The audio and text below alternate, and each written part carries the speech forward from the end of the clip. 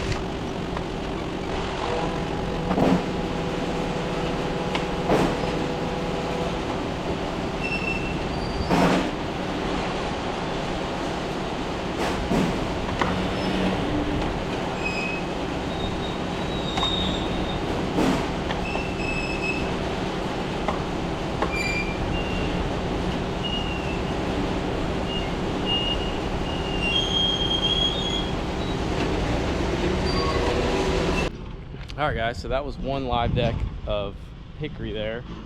And it was that live deck that I showed you at the beginning of the video. So really small diameter wood, but it makes, you know, this is off that 16 weight box wedge from the EastonMade 60C there. Makes really good looking wood, even though it is that small diameter stuff. You know, it still makes good size splits, you know, not, you know, I mean, a good mixture of smaller stuff and larger stuff.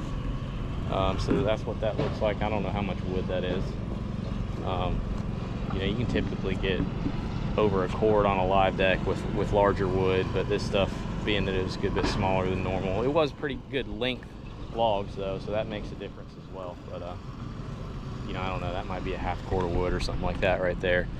But like I say, it takes a little bit longer to run stuff like that than it does, you know, say 14, 16 inch diameter stuff, and you don't get as much wood out of it either, just because it kind of falls in. You tend to have to mess with it a little bit more. It doesn't just fall in just how you want it to, as often as the right size log does. So but I was gonna go ahead and load up another live deck and continue going, but I've been having issues with this right here. You might see that hydraulic oil puddle right there, and that's right underneath the pump here. There's a plug in the front side of this pump,